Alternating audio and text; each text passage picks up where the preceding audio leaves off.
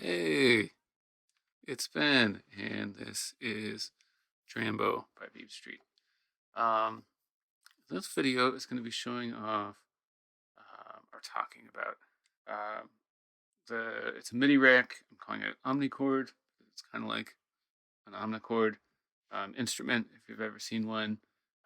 The really cool thing about those instruments is that you can select chords and then strum through with this little strum pad. So I tried to recreate that in Drambo. So you can download this at Patch Storage. It's up near the top right now, but it's Omnichord MIDI rack. It's labeled as work in progress. I'm sure there's ways that I can improve in this. If you have any ideas, please let me know. But you can go and download it and then use it in your projects or play around with it or try and extend on it.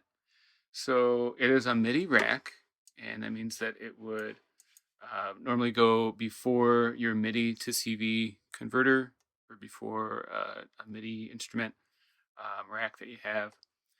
And it allows you to play through a chord. I have it set up with 8 notes, and you use this XY pad. I've labeled it strum plate, and just strum down the center. If you like when you switch chords, you'll notice it's kind of like sounds notes. So if you like move your cursor over or whatever, move the grid cursor over to the left column or the right column, it's not going to sound any notes, and you can switch chords. But it's not actually strumming through the XY pad. I'll get into how this is working in a little bit later. But you can strum notes freely. If you wanted to, you could put in like more than 8 notes there.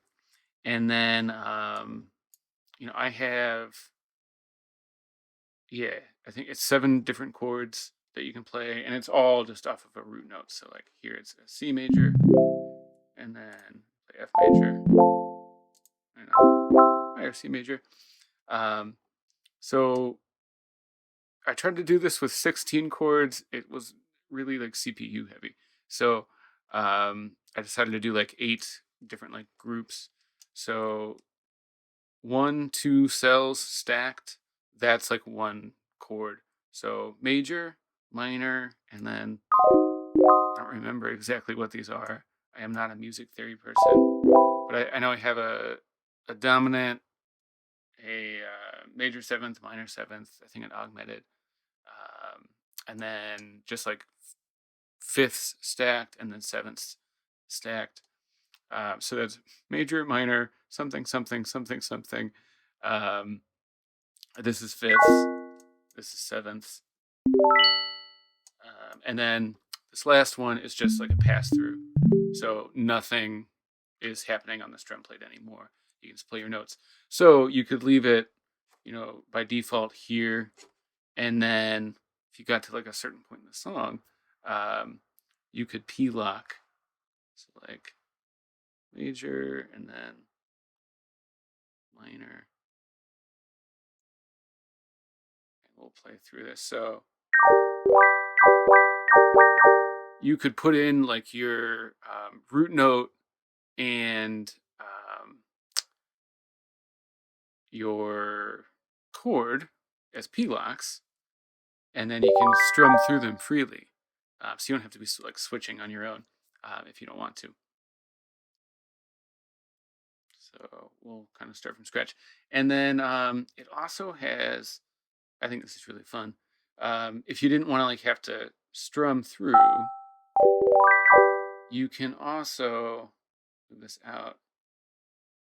You can like auto-strum either up this direction through the strum plate or move it up here and strum down just on a trigger, and then even like affect how like far through the chord you go, and how fast you go through using this. It's just a graphic envelope. And you can edit this envelope too. So you can be like, boom, have like a couple strums on one trigger. So that can be, it's a lot easier. And you wouldn't have to use this live. You could like sequence in your strums. So you can start at the bottom of the chord. You can start at the top of the chord and go down, or you can do it from the middle and like just go through a couple of the notes.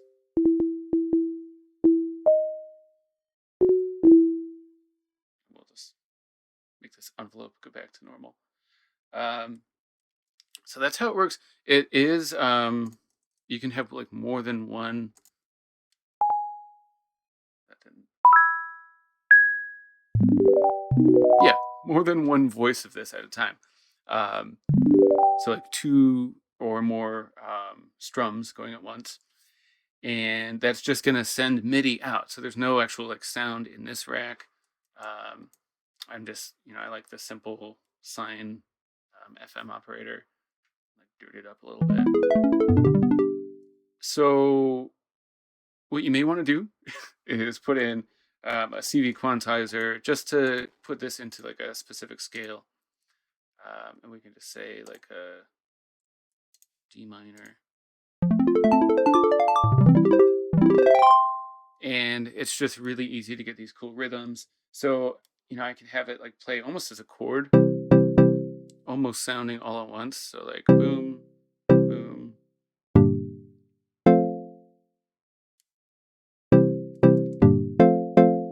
And I've got this, sort of simple chords locked into a key.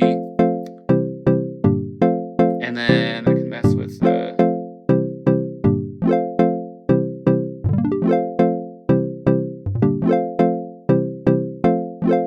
oops. Okay, so here I want to strum down.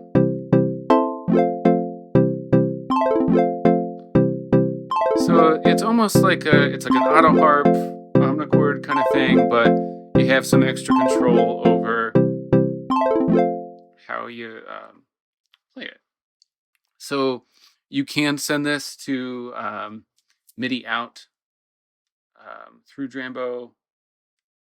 So you like not even messing around the sounds in the app. And this might sound good with like a string instrument. So I'm going to set up my MIDI output and just send it to MIDI out, channel 1, open something else up. I really love the resonator from, is it Burns Audio? It just sounds so good.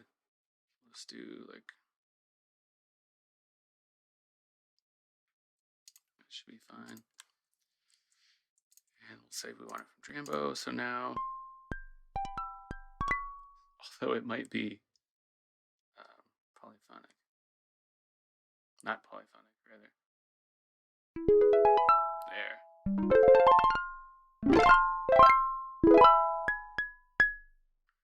So if you have the strum direction like turned up or down, strumming doesn't work very well.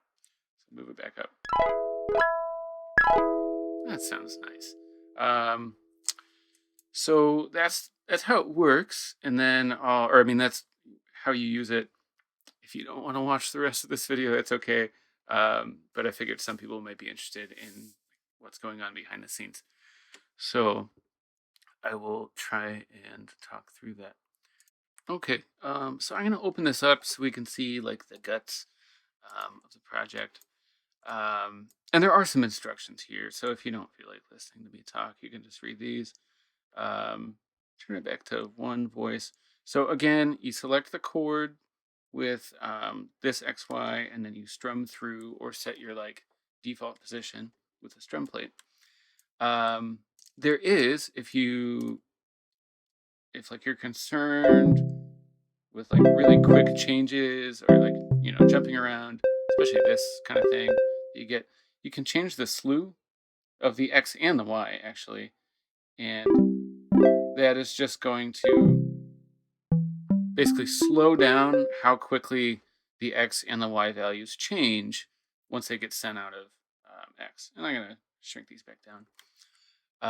And then you have some controls for your like strumming, the direction of the auto-strum, whatever, on a trigger.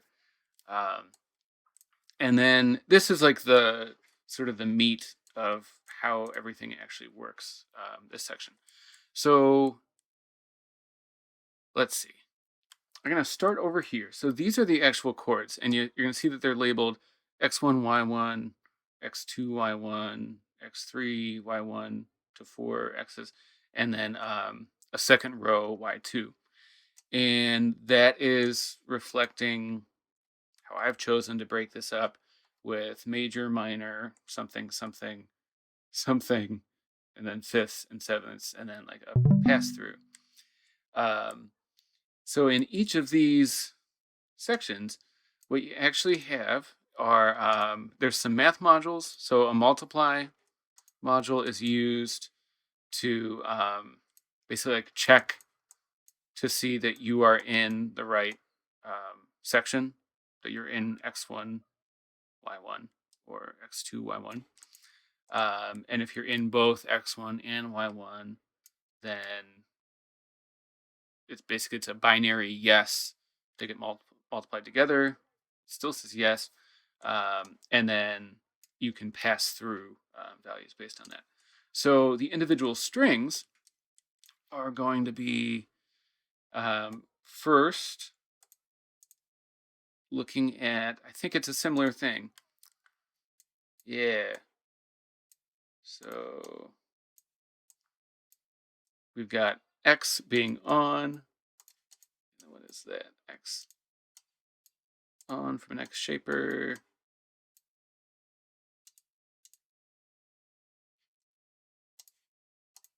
Aha, from the X slew. So when X is on, it's in this section. That's like in the middle of the strum plate. Again, sorry for jumping around so much. That's what this multiply is looking for. And then Y, I think, yeah, it's looking for string 1, which is a zone of the strum. So you can see this one barely. Okay, so see, it's moving over here. When I come into this region, it passes through this little section. And then you can also see X on moving back and forth. So when X on is like, yes, true, and 1, for the other strings, 2, 3, 4, 5, 6, 7, 8, when both the X and the Y value are satisfied, they get multiplied together and it sends out a true or yes value. And then that gets multiplied by my chord. And what is this one? This. So now what happens is suddenly there's a skip when everything is lining up and you're having ones multiplied by each other and it's sending out a 1 suddenly. That triggers a pulse to be sent. And then that is what sends out a MIDI note. So for each string, the 8 strings, they're looking for different zones and the criteria in the zone for it to be like true. And then it's using the pitch that you set and a pulse to trigger a MIDI note. And then that just gets sent out in a MIDI mixer and then as a MIDI rack. And then there's a like final MIDI mixer for the whole rack. So that's just repeated for these other sections. And it, I'm talking about it like it's just, it's, obvious. I don't think it's too complicated, but I've spent a lot of time with this, so I might be like skipping over certain details. But essentially you set up different like sections in a shaper. You have 0 value, and that's why I set it to not bipolar. I'm just remembering now. You have 0 value, and then you get those sudden skips, which can basically send out a gate signal And in this case, that gate signal is triggering pulse, and it gets turned into a MIDI note. So if we shrink it back down, if you wanted to extend this further, you could add in extra like strings, if you want to call them that. But it's customizable right off the get-go without doing too much, because you can change the chords in here. So we can shrink it down. You can actually turn off strings too if you want to. So like if you never want the 8th and 7th string to trigger, you can just turn them off, and the signal won't get sent through these amplifiers. The signal from the shapers for the strings. But you can also just like build your own chords and then have them to strum with. And so the pitch modules in here, they get their pitch from the previous pitch module. So you have your root note.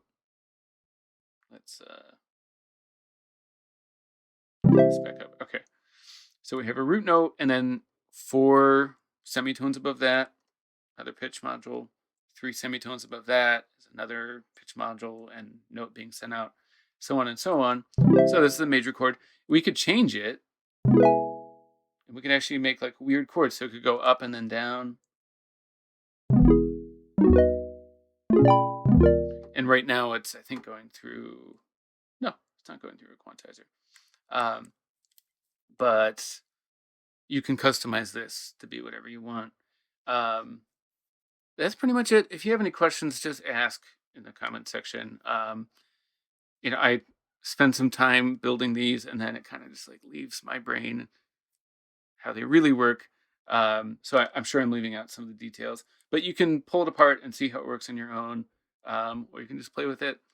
Again, if you have any questions or ideas on how this would like make more sense or something to add, you can just go ahead and make that change and then upload it to patch storage. But you could also let me know what you think. So have fun.